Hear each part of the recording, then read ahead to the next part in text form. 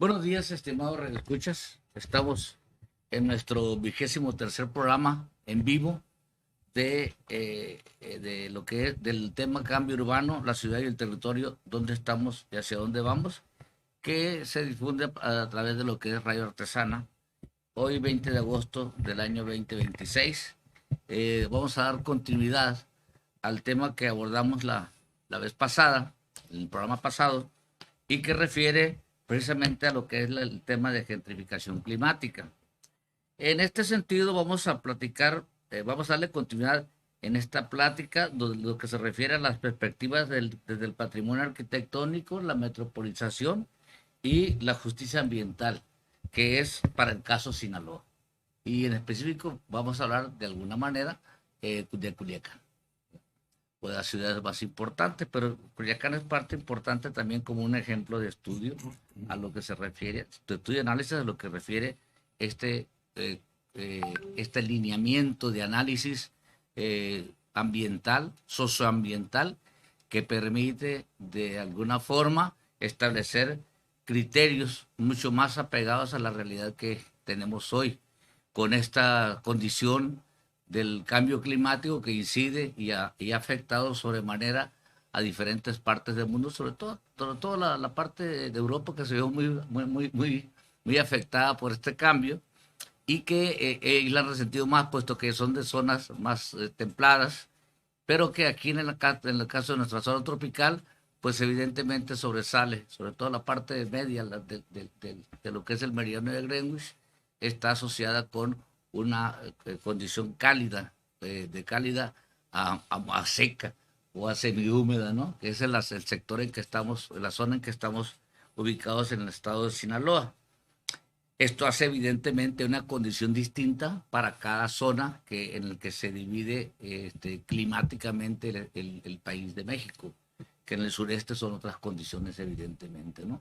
Aquí el problema que tenemos, uno de los problemas centrales, es sobre la cuestión del manejo del recurso hídrico, que afecta sobremanera al funcionamiento del sistema de ciudades y obviamente a las zonas rurales. En este sentido, estamos asociando que los aspectos centrales en el contexto sinaloense que contribuyen o que potencian la gentrificación climática, pues está el acaparamiento de la infraestructura hídrica, como estábamos platicando anteriormente, la protección ante eventos hidrometeorológicos extremos y el control del microclima urbano.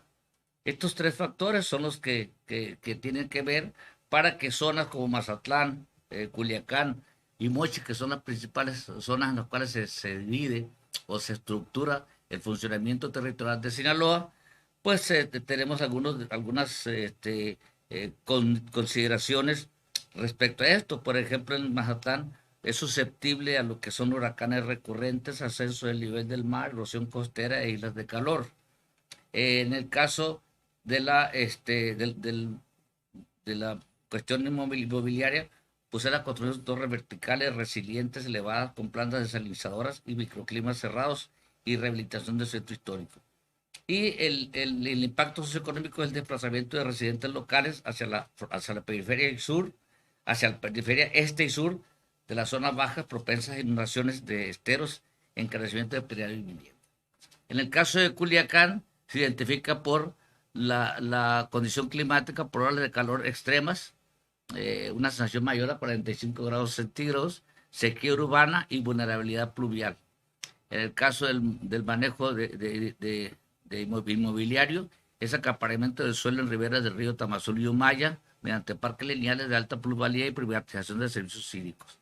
Y en el caso del impacto socioambiental, es la segregación socioespacial, sectores populares que son expulsados a las laderas inestables de los cerros, por el caso del suroriente de Culiacán, y con estrés hídrico agudo.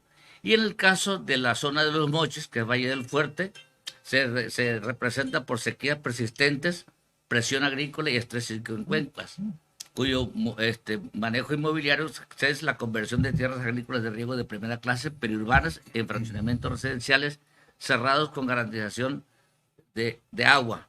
Y otro que es el impacto socioambiental, que es la pérdida del suelo fértil. Evidentemente que esto se invade la zona agrícola de alto rendimiento, pues es afectación a la alta productividad y precarización de comunidades rurales y periurbanas, o sea que están Y que tarda miles o millones sí, de años en conformarse sí, esa claro, tierra agrícola, ¿no? claro, Ese es que lo fíjense grave. ustedes, aquí en Culiacán también se ocurre. Sí, claro. Vamos al Valle de ¿Cómo Culiacán, no? Pues, por que supuesto. incluye lo que es el Nabolato y el Dorado, y prácticamente hay también una invasión de un cambio de uso de suelo en las zonas agrícolas que son de alta productividad. Claro. Y esto es provocado por la expulsión precisamente de las zonas donde habitaban originalmente los pobladores de estas localidades como el Dorado, Nabolato, y que se han obligado a extenderse hacia la zona agrícola. En Culiacán también hacia el lado de Nabolato. Y la gente lo ve como algo sencillo, pues invadimos de ahí, pero son millones o miles de años que se están invadiendo. Y los que teníamos antes como las arboledas de mangos que estaban aquí en las quintas. En las quintas y en Cañaveral también la campiña, prácticamente fueron destruidos, que eso era un pulmón importantísimo de oxígeno a Culiacán. Y la otra es, pues evidentemente las riberas del río Culiacán, ¿no? Que prácticamente han sido transformadas para efecto de construir otra vez la parte inmobiliaria. Mira, una nota ahí. Para los efectos de la fundación de los pueblos en el periodo virreinal, entonces una consideración que tenían que ver era la vulnerabilidad, que no hubiera vulnerabilidad por vientos, Sí, por claro. por inundaciones y demás, y sobre todo que cuente con una área bien ventilada, y sobre todo también que tengan áreas suficientes como para tener crianza de ganado, siembra y demás, ¿no? O sea que el grupo fundacional de Culiacán era una cosita pequeñita, no había ni siquiera 1,000 habitantes para empezar, ¿no? O 1,500, duró hasta final del siglo XVIII, con 1,800 habitantes, para que se den una idea. ¿Cuántos son? Pues es una pequeña población. Por eso había áreas circundantes de cultivo, ¿no? Esa es una de ellas. Y a ver usted, pero no hay que olvidar que Sinaloa, cuando menos la parte centro hasta el norte y todo lo que es el sur de Sonora, o sea, el Valle del Yaqui, desde que empieza Sinaloa hasta Guaymas, casi 2,5 millones de hectáreas. Sí. Pues desde 1920 que nace Ciudad Obregón, están rasurando. O sea, con el ferrocarril, porque sí, se cultivaban elementos para exportación ya con la presencia del ferrocarril en 1907. Yo me refiero a que se causaba un cambio de uso en el suelo. O sea, claro. Sinaloa no perdonó ni Sonora. O sea, el perfil que tenemos actualmente es prácticamente producto de una gentrificación que nos convino. Y la hemos estado, o sea, nosotros vivimos, olemos, sobrevivimos y todavía nos estamos en una agresión totalmente directa al ambiente, o sea, una transformación del uso del suelo y la capitalización. Donde han sido afectados las áreas ripiables o arroyos y demás escurrimientos fluviales, y nunca se conservó ni un solo árbol, ni un huizache, ni un junco, ni nada. No, ahora se asustan. Ahora pues son puros drenes atacados de manglar. Hay que defenderlo. Sí, ¿no? Claro. No, y aparte, pero si somos bárbaros, que nos gusta la carne asada. A mí sí me gusta la carne asada y de pollo también. Tenemos una diferenciación ambiental, una huella que dejamos que no se olvida. La tierra le hicimos un lunar que no se olvida. Pero es muy significativo, fíjate, porque el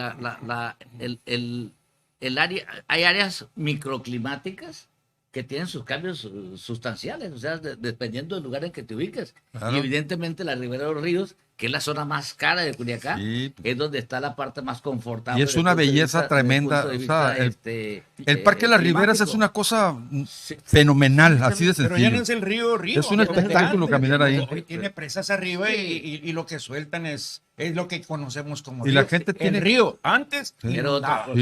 Mira, la zona ripiaria, la parte de la ribera de los ríos, los caminamientos que hay ahí ahora, son una belleza espectacular, man. Eso es una cosa increíble, no lo ves en ninguna otra parte del... Cuando yo nunca me he visto eso a nivel nacional en ningún otro centro urbano. Es una belleza fenomenal. Andar en bicicleta es un espectáculo ahí, ¿eh? Pero te mueves 200 metros y es otra cosa. Fíjate. No, claro, pero yo doy la vuelta desde Puente Juárez hasta... Y tú dices que qué confortable estar en el parque, por ejemplo. Claro, sí. Pero te brincas una isla de calor colinda hacia la parte de los consorcios inmobiliarios que hay de venta. Sí, pero es un ejemplo muy importante que hay que retomar, porque eso hay que insistir en ese tipo de criterios, pues, ¿no? La isla Mosala. Es una isla de calor. No hay árboles. Sí, no. Cuando debe estar surtido de árboles, porque hay forma, o sea, tiene la condición del agua suelo está. y la condición del agua la tienen a la mano, y fíjense que no hay árboles de musaraña. El agua yo creo que está a 4 o 5 metros de profundidad y otra vez regresamos a aquella descripción que hacíamos respecto a los arquitectos, ¿no? O los que planifican las zonas residenciales, Ajá. que tumban todo, pues, y después andan poniendo arbolitos.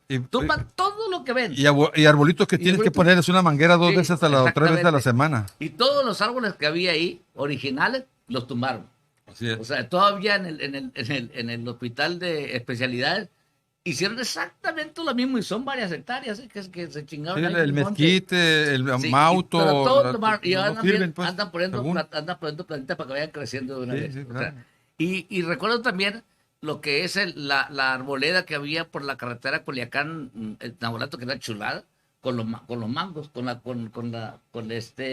el cerco de mangos que había por la orilla de la carretera, y que prácticamente fue destruido, ¿no? Y esa zona la gente lo utilizaba para ir a la carne asada, para ir a los maricos, ¿eh? En lugar de irse a la playa, ahí se quedaban los mangos. Fíjate, y hay árboles, por ejemplo, ¿Te acuerdas de los de la región de acá, de nuestra región, pues hay árboles que tienen un periodo de floración que se ven un espectáculo también. Sí, yo tengo en mi casa, enfrente de la banqueta, tengo un ébano. Y vean, ustedes tomen una foto y tiene lleno de... La mapa, por ejemplo. Era famoso las quintas cuando... Sí, de mangos. De flores. De la quinta, y pareciera ser que las residenciales son opuestos a lo verde, al ambiente. Yo lo voy a invitar para que en mayo pues, vayan al monte y busquen un huizache para que vean el espectáculo, ver ese árbol floreado en mayo, de todos los meses de mayo del año. El huizache, búsquenlo y van a decir, tenía razón. La mapa también. Sí, pero eso es más bien en primavera, ¿no? Sí, en primavera. Por finales. Pero sí, estamos hablando del tiempo de claro, muy bien, muy bonito. Y y entonces todo esto que ha venido cambiando, transformando, evidentemente que ha tenido un impacto en la sociedad sinaloense, y particularmente lo que están los sistemas de ciudades, que es donde más se manifiesta este tipo de broncas. Y decimos que esto porque en realidad vamos ahorita el doctor René nos va a platicar de lo que de algunos ejemplos que nos indican esta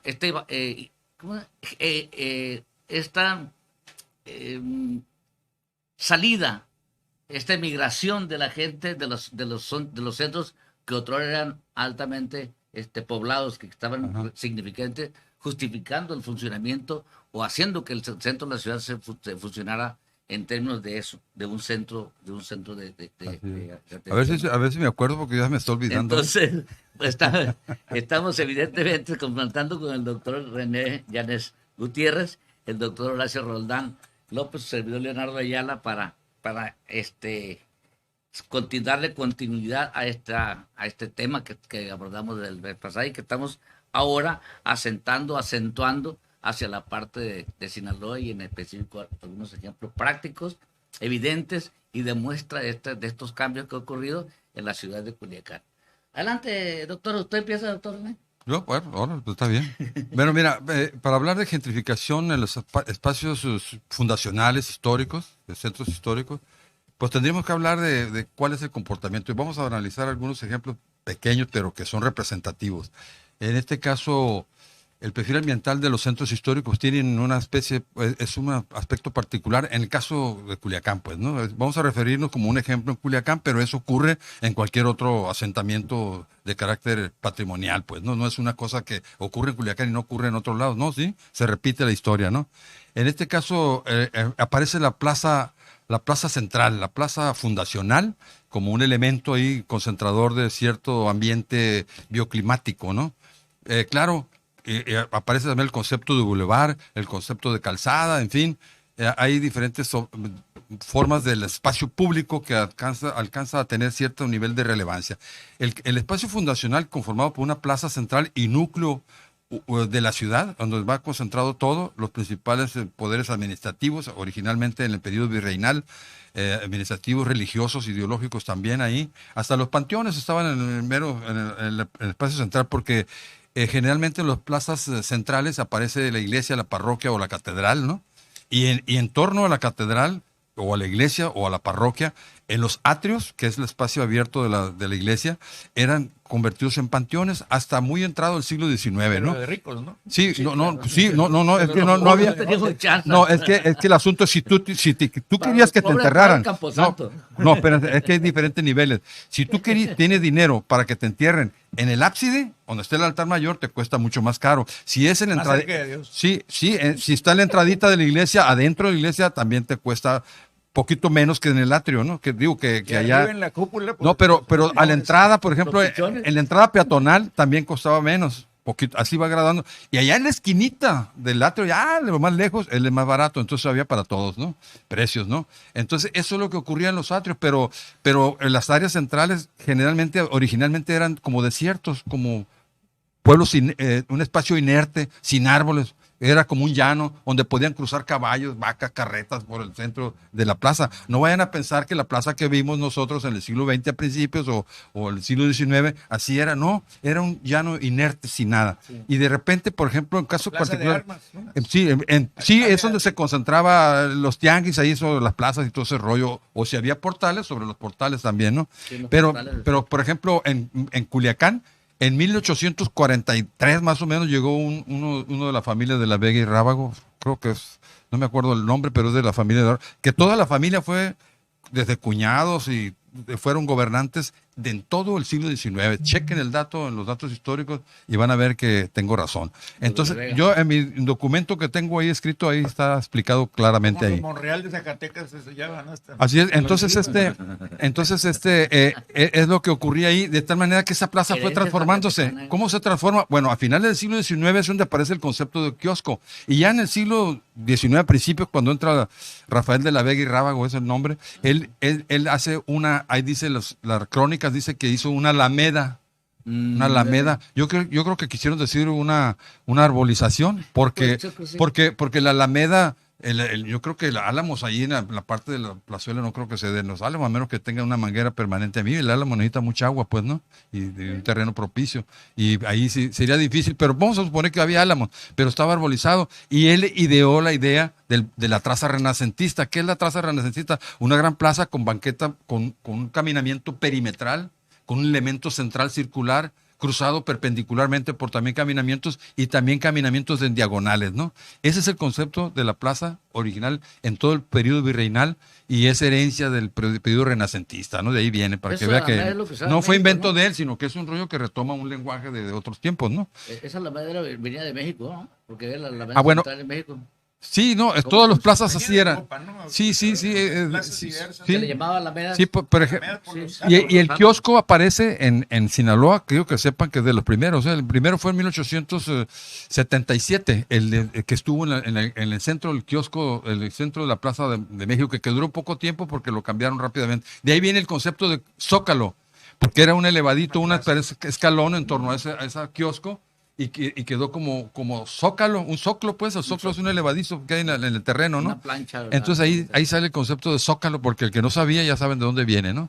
Pero en el caso particular de Culiacán aparece el kiosco en 1885, es el mismo kiosco original. De los primeros que hubo, si hubo 10 primeros kioscos, ese fue uno. Y la gente ignorante de los 70s del siglo pasado, fueron y lo arrancaron y se lo llevaron a Aquilá. Gente, lo más ignorante que eso no puede haber, maestro. O sea, debieron haber conservado. Todavía se puede hacer. Ese kiosco yo creo que hay que rescatarlo y ponerlo en su lugar y recuperar la traza también, ¿no? Ese cochinero que hicieron muy viejo, con Mario Ramos Rojo, hicieron todo el cambio de ahí porque todo el rollo, el concepto monetario, a alguien se le ocurrió, vamos a hacer la transformación, pero para ganar dinero no les importó el valor patrimonial. Eso es lo que ocurrió. Pero esa plaza en la actualidad, pues ya quedó, en términos bioclimáticos, Quieren modernizar Culiacán, ¿no? Sí, por eso, pero ¿por qué no modernizan otras partes, áreas donde sea, por hacer el edificio que quieran, todo? Y la que tiene Mario Rojo tumbó todos los árboles que había. Pues sí, porque el vato quería hacer, yo creo que la compañía que hacía eso, pues era negocio de él. En esa época, el negocio redondo era lo más común, pues, ¿no? Pero digamos que esa plaza, con todo y los pormenores de belleza y que tenga, pues la ciudad de Culiacán creció explosivamente los habitantes. Sí. Hoy tenemos alrededor de 1 millón de habitantes. Esa plaza, por fenomenal que estuviera ahorita, pues no iba a ser suficiente. Entonces ahora, ¿qué es lo que ha pasado? Bueno, pues ¿cómo ocurre la gentrificación? Por ejemplo, vamos a poner un ejemplito. Vamos a trazar un área, por ejemplo, del malecón Niños Héroes, hacia el norte y hacia el sur Zapata, hacia el oriente la Avenida del Obregón y al oriente perdón, aquí de Cerdán y al poniente del Obregón. Esa área son 1.2 kilómetros cuadrados. En 1980 había algo así como 21,000 habitantes. Si sacamos la densidad de población, equivaldría algo así como a 175 habitantes. Pero en la actualidad eso ha bajado al 68%. ¿Qué quiere decir? En la actualidad ya hay 70 habitantes por hectárea. ¿Por qué? Porque los cambios de usos han cambiado y ahora fue expulsada esa cantidad de personas o familias, de tal manera que se convirtieron en comercios y servicios, ¿no? De tal manera que esa es la gentrificación. Entonces, la gente que vivía en esas casas, digamos, de patrimonio histórico construido, donde tiene cierto concepto de diseños, patios centrales, patios en L, patios simples, y con grandes dimensiones, las alturas de 4 metros, 3,50 o 3,20, alturas generosas, y el material constructivo, muros gruesos de adobe o de ladrillo asentado con lodo mezcla, y espacios muy generosos también, de tal manera que garantizaban la ventilación cruzada, y eso tendría un ambiente menos hostil, más agradable, más conveniente al medio físico que nos caracteriza aquí con nosotros, de tal manera que ese fenómeno, esas personas fueron expulsadas a áreas periféricas donde el área del medio ambiente es más hostil, de tal manera, entonces se genera más limitados y todo eso. Entonces, por eso hablamos de la gentrificación y climática, ¿no? Que claro, eso es asociado a eso nos referimos exactamente cuando hablamos de gentrificación climática, ¿no? Que las gentes originarias, primigenias, son expulsadas a otras áreas, ¿no? Ahora en la actualidad, ¿qué es lo que ocurre en la actualidad?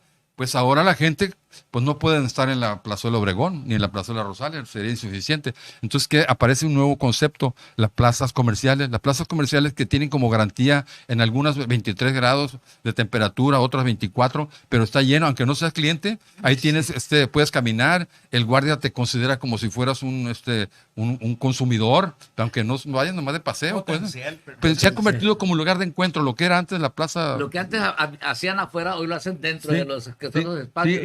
Y ahora pues sillas cómodas, agradable todo, y baños impecables, ¿no? Sí. Entonces, pero además es el centro ahora, son los centros, lugares de encuentro. Sí, es lo más importante que tiene esas características. Entonces ahora esas plazas comerciales diversas que hay son las que suplen a las áreas centrales tradicionales, ¿no? Sí. Eso también habla de la gentrificación, sí, a favor en este caso, porque la gente prefiere medios ambientes más agradables, ¿no? Sí, están cambiando las plazas, ¿no? Según un estudio que viene de Estados Unidos, decían que son los mismos comerciantes los que venden ropa, bisutería y todo eso, regalos, que han visto bajar porque ven mucha gente y nadie compra. No compra. Entonces, y muy costoso, ¿verdad? Exacto. Entonces, las rentas son muy costosas. Y ahora que se inventó... Mucho mirón, así como yo, pues, ¿no? Qué bueno vas a mirar. Deja esto, la gente está imponiéndose a comprar vía digital. Es la otra parte. Sí. Hay muchas firmas comerciales que te venden y te llevan hasta su casa. Claro, sí. Entonces, de hecho, hoy recibí un producto que compré vía digital, ahorita, antes de venir para acá. Lo que hicieron en Estados Unidos, resulta que esas plazas comerciales van a cambiar de perfil, van a poner gimnasios, están poniendo gimnasios. Sí. Ya no... tiendas de consumo, sino oficinas, peluquerías, diversificar. Y una que otra tienda también comercial, pues, de productos. Todas las comidas. Van a combinar, pues, ¿no? Sí, inclusive las tiendas grandes, Liverpool y no sé qué, dan más barato si tú lo pides mediante catálogo digital. Aquí, mira, no vamos muy lejos. Recordemos aquí en el Fórum, cuando estaban los alimentos, estaba lleno, a la hora que fueras, estaba súper saturado, todo eso. Además, tenías que hacer cola para comprar ahí cualquier changarrito que tenías de comida rápida, la que tú quisieras. Entonces estaba súper saturado. Ahora, pues, ves que hay un cambio radical. No, pero además, lo de Plaza Forum es algo interesante porque la zona de estacionamiento que te cobran, por cierto, está prácticamente, hay como dice la gente, al rayo del sol. Sí. O sea, no hay ningún árbol, no hay arborización, hay arborización. Sí, arbolito poquito. Que te signifique la estancia de tu auto en condiciones más o menos buenas, porque el sol pega, el calor, eso es fundamental. Por eso la gente, aunque no compre, se mete, ¿cómo se va a quedar en el estacionamiento? Se queda madre, porque ahí te va a asar. Entonces, ese tipo de cosas son las que hacen que la gente obligadamente se meta. Igual allá en Sam's Club y allá en esta parte tenemos lo mismo. Incluso acá en el Costco, si ustedes verán la población, apenas algunos van, pero no es un punto que ellos tomen con consideración como algo inherente a lo que es el funcionamiento integral de un sistema comercial como este. Por eso prácticamente esto ha originado que la gente pues no se quede, se meta, aunque no tenga que hacer. Así es. Eso es el asunto. Yo quiero rescatar es una aportación el ejemplo que está dando René, por una sencilla razón. Resulta que tenemos que enseñarnos a analizar no desde el punto de vista marxista, o sea, por lo económico, sino del ambiente. Sí, claro. Fíjense bien, ahorita sostenía René que cuando llegaron las plazas, Fórum, etcétera, hubo un cambio radical. Sí. O sea, eso es gentrificación. Todo lo que implique cambio de uso del suelo es gentrificación. Pero ahí el movimiento de la gente era más, fíjense bien, ¿por qué se fue la gente al foro? Hacia las plazas. ¿Por qué? Por el clima. Por el clima, o sea, ¿qué busca la gente? El ambiente, el clima. Y los marxistas no lo consideran. La teoría marxista no te pone al clima como un elemento definitivo de la muy circulares esos marxistas. Los marxistas son eminentemente economicistas. Sus fórmulas, tienen un concepto lineal. Exacto. Ahora, y otra cosa. Economía lineal. La gente que por clima, o sea, por al sol, protegiéndose del sol, se va a las plazas, hace cambiar el comportamiento, hace cambiar a los negocios que está ahí. Entonces, hay veces que nos critican porque utilizamos, oye, ¿cómo que gentrificación? Sí, le dije yo, estamos dejando nosotros del análisis marxista, ortodoxo, y que no nos sirve de nada en este momento, porque ahorita el clima es un aspecto totalmente central. Entonces, ese ejemplo es uno muy bueno hasta para la academia, ¿eh? Claro. Medirlo, estructurarlo. Los principios. Miren, también lo que hay que aclarar aquí es que Culiacán, por ejemplo, igual que en Mazatlán, hay ciertas áreas arboladas y se ven muy bien y muy agradable caminar. Por ejemplo, pueden caminar por la avenida Morelos. La Morelos, a cualquier hora la Morelos, camina por ahí, hay un costado de ella que hay muchos arbolitos. Entonces eso se puede repetir en todo el centro, no nomás en pedazos, en tramos. Sí, lo que pasa es que lo que estamos platicando de esto es que esas modificaciones que incluso tienen que ver con la cuestión climática, que afectan la cuestión climática en el ambiente, ¿no? Agua, clima. Hace que esto incremente los valores del sistema inmobiliario. Y eso hace que la gente no pueda sostenerse. Eso ocurrió en Culiacán. La gente que rentaba miles de años rentando, y de repente yo le puedo mandar de los costos de renta y los que quedan ahí a sacarlos. Y me consta porque una familia mía fue expulsada del centro, pues lo mandaban para allá, para la colonia, y búsquenlo por donde quieran, porque aquí no pueden estar. Después de estar 50 años ahí, por ejemplo. Cosas de ese tipo son recurrentes. Yo tengo imágenes. Esa es la expulsión natural, cuando las condiciones están modificándose en favor, y que la cuestión de los negocios inmobiliarios, evidentemente aprovechan para incrementar. Y también el municipio aumenta las rentas, los costos de prediales. Adelante.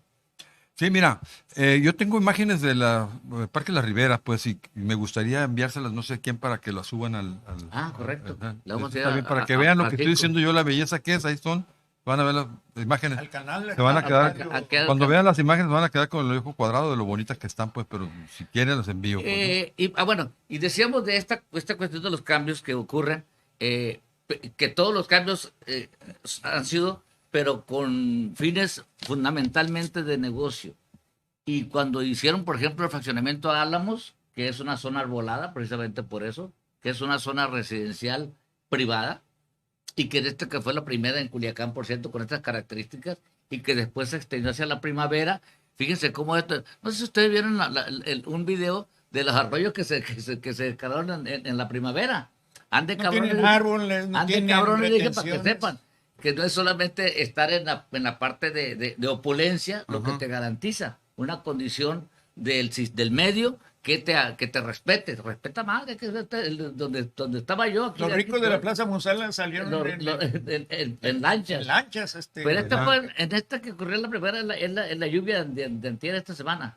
Sí, y entonces dices tú, no llovió tanto como para que ocurra un fenómeno de estos, pero sí. Es decir, que también en esas circunstancias y por la mala planeación de lo que son los proyectos de este tipo inmobiliarios, ocurren ese tipo de contingencias ambientales, que decía, uno de los principales fenómenos meteorológicos que afectan aquí son prácticamente las inundaciones, y para la costa, pues evidentemente los vientos, como ocurrió para Altata.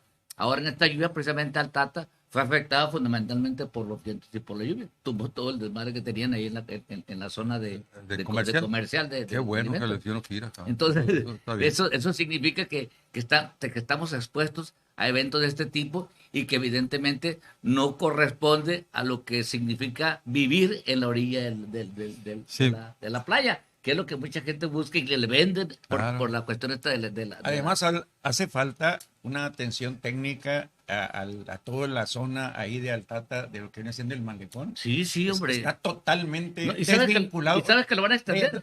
El agua lo van a extender hacia el lado del agua que viene del pueblo de Altata. De Avándaro, porque van a hacer otro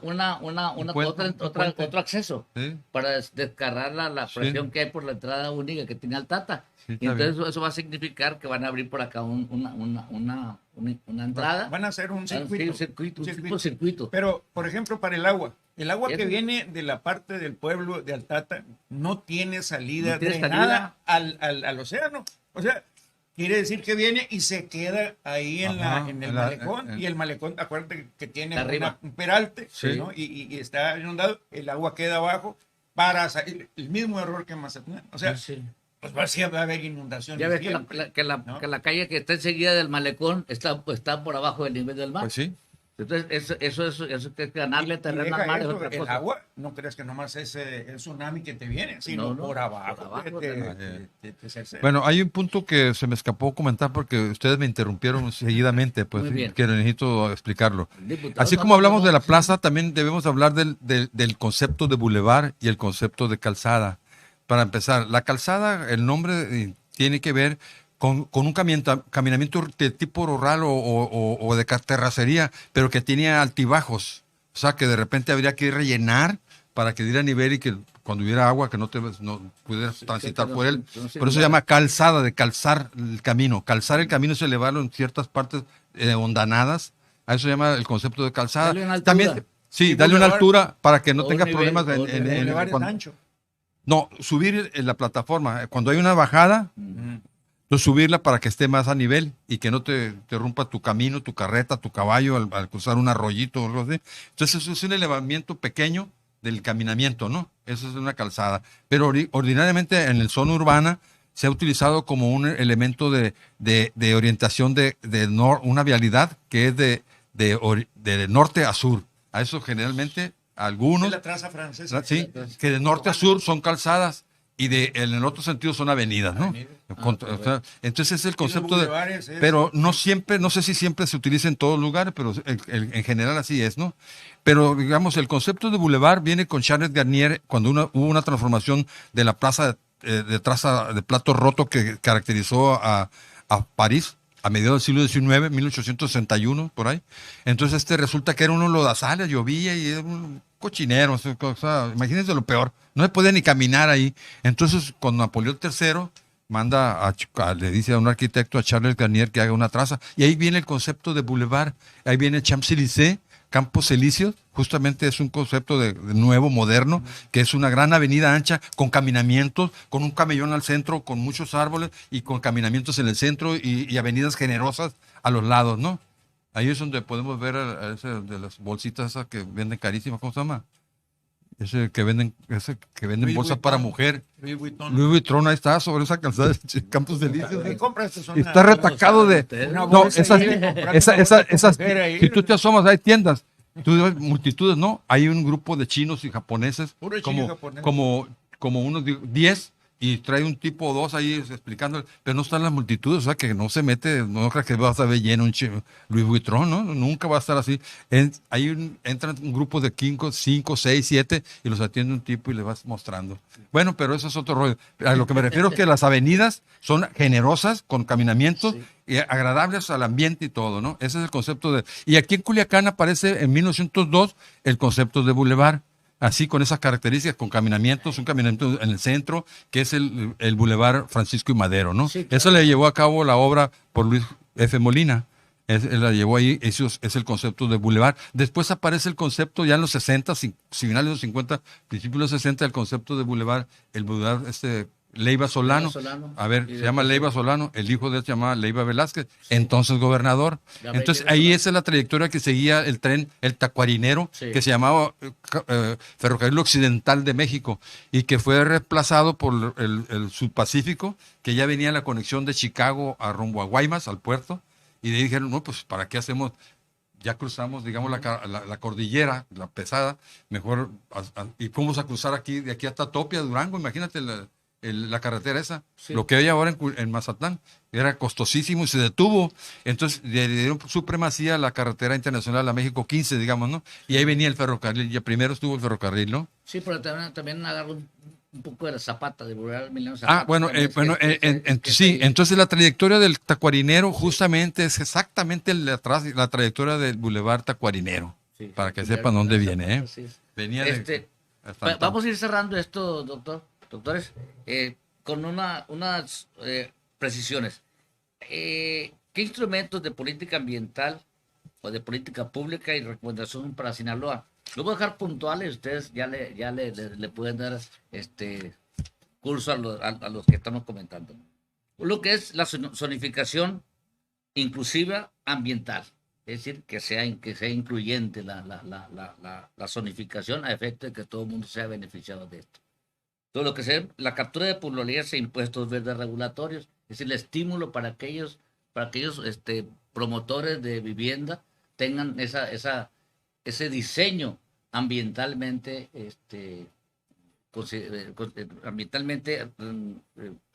favorable a lo que es los viviendas o los habitantes de las viviendas ahí. La otra es la protección patrimonial y social, que tiene que ver con el subsidio, la rehabilitación bioclimática y demás, y una cuarta, que es la integración del Atlas de Riego en la planeación hídrica, que hace mucho estamos comentando el Atlas de Riego como un instrumento que signifique la regulación y la planeación adecuada del entraría ahí la recuperación de áreas ripiarias, de arroyos, por ejemplo, las áreas de cultivo que se convirtieron en drenes, cuando debe de ser recuperar la flora y la fauna, pues, ¿no? Pero yo quiero aclarar una cosa. Las ciudades actualmente aquí en México, en todo el mundo, pero en México y aquí en Sinaloa, en Mazatlán, etcétera, están copadas, están totalmente abrazadas por el capital inmobiliario, un capital muy corrupto, muy especulativo. Pero no lo puedes evitar, ¿cómo evitarlo? Sí se evita, sí se puede evitar, inclusive si no te digamos, puedes vencer al enemigo, únete. A ver, solito dobló las manos cuando la inversión de la narcopaz que había, se vino abajo. Ahorita están rematando las casas de 6, 7 millones de pesos en dos, digamos. Claro, sí, o sea, sí los golpean, sí se pueden golpear. Otra cosa que se ha demostrado, la planeación obligatoria. El Estado mexicano desde los 70 dijeron que era comunista porque planeaba. Sí. Y resulta que dobló las manitas en todo el periodo neoliberal, no planeó, pues tiene que planear, claro, pero con una cosa, para todos. O sea, ¿qué significa? La planeación. No es para los ricos nomás, pues. Exacto. La planeación ambiental tiene que ir como un proyecto a toda la comunidad, de ciudad para todos. A todos. Por ejemplo, ¿cómo beneficiar a toda la perrada, el pobrerío que está viviendo miserablemente en la parte norte y suroriente de Culiacán? ¿Cómo? Puede haber una actitud ambiental que es todos los agricultores tópenlo de verde y de agua. Así es. En esas colonias, en todo lo que es las coloradas, son unos desgraciados, están vendiendo el agua con complicidad del municipio, 1,500 pesos la pipa. Eso se tiene que corregir ya inmediatamente. No, inclusive, nunca se va a quitar porque para allá no alcanza el agua. Los COPES la tienen todos allá. Por eso, pues, 500,000 personas en el sur de la ciudad están pagando agua por pipa. O sea, ¿y qué significa? Tenemos que evitar eso. Claro. Pero no es porque hay... Pero urgentemente. La perrada hay que mantenerla. No.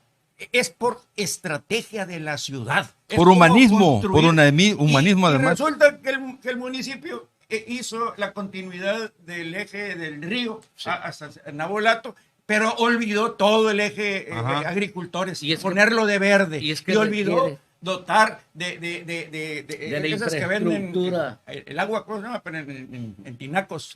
Tinacos. Hoy tinacos de 5,000 litros se están poniendo en las Coloradas y demás para contra lo que viene siendo la extorsión de las pipas. Está bien, claro. O sea, qué bueno. ¿Qué significa? Tenemos capacidad para hacer el municipio, entre comillas, el aguatón para darle botellas. Ya lo habíamos comentado aquí, la falta de tinacos, ¿no? Y resulta que aquí no podemos poner ni siquiera no te has visto los tinacos, ¿no? Sí, es que fíjate que ahí... Ahora, otra cosa solamente, todo el oriente es el pobrerío de Culiacán. Sí, claro. Es una vergüenza que el nororiente, pues, allá para donde teníamos la oficina, ¿cómo se llama? Del norte, el nororiente. Sí, es que es la Villa Bonita, ¿cómo se llama? Villa Vista. Bueno, todo el oriente, ¿no? La Rosario Zárraga, que te tocó abanderarla. Tú tomaste protesta a una invasión ahí, yo estaba ahí, yo soy testigo. Bueno, todo eso es un pobrerío. No hay agua. Es recurrente la falta de agua ahí por su. ¿Qué significa? Eso ya tiene 40 años, desde los años 80 está eso. Las Coloradas van a tardar 40 años para que esté a ese mismo nivel. Oye, una calle en la Rosario Zárraga debería llevar tu nombre, pues tú tomaste protestas al comité. Todo el oriente de la ciudad está en manos, es el producto de la gentrificación económica de la ciudad. Y la parte sur, 500,000 personas, más 250,000 de la parte. Oye, estamos en una ciudad que supuestamente estamos, y tenemos de 1 millón y feria, 750,000 personas en la pobreza. Sí, son la perrada, todo el oriente y todo el sur. Sí, en el sur, por beneficiar a los ley, a los Coppel, son 500,000 ciudadanos, 500,000 culichis, y 250,000 en las Coloradas hasta la Rosario Zárraga por allá. Son 750,000. O sea, no crean que Culiacán está muy bien. O sea, Culiacán, cuidado. Claro, por eso mira, yo quería comentar algo sobre y el ambiente es muy fundamental. Mira, ahorita que comentó sobre los tinacos, no es conveniente tener en una azotea 5,000 kilos de agua. En las tierras. A lo que me refiero yo, cada construcción, cada casa debe tener el consumo diario 150 litros por persona. Si lo suman, eso es el tinaco que debe tener 2 veces el consumo diario. No es individual, es por colectivo. Por eso, pero a lo que me refiero, tú debes de hacer lo ideal, pues estoy hablando de las condiciones. Okay. Lo ideal es que tengas una cisterna. Una cisterna es 1 metro cuadrado por 1 metro de alto. Cuadrado y alto, son 1,000 litros. Dinero una pilita de 4 metros. No tienen ni dinero. Mira, no les tocan ni las casas de ¿cómo se llama? Por eso, mira, si haces un hoyo que mida 1 metro de profundidad por 2 metros de largo, eso vas a tener 2,000 litros. 2,000 litros en el piso, en el suelo. 1 metro por 1 metro, 1 metro por 2 metros, serían 2 metros cúbicos. Son 2,000 litros. Sí. Entonces debes de tener. El consumo diario son dos veces el consumo diario. Sumen cuántos miembros de familia, lo mismo por 150, ese es el tinaco. Y lo que es el tinaco, 2 veces la capacidad del tinaco debe ser las cisternas. Se los paso el dato para que sepan. El que lo quiera hacer, que lo haga, el que no, pero que no lo hagan a lo bruto, que lo hagan con criterio. Pero pues, lo que refiere nada más es que, para ir cerrando, lo que pasa es que hay tanques de distribución de agua, que es lo que refiere Horacio. Ese tanque de distribución de agua debe servir para lo que es la distribución del agua en zonas que no son susceptibles a ser alimentadas por las plantas potabilizadoras. Uh-huh. Entonces esos tanques de distribución deben estar estratégicamente construidos, que es parte de lo que es el trabajo de la JAPAC, o JUMAPAC, como quiera llamarse, y que desde ahí es la garantía de la distribución del agua.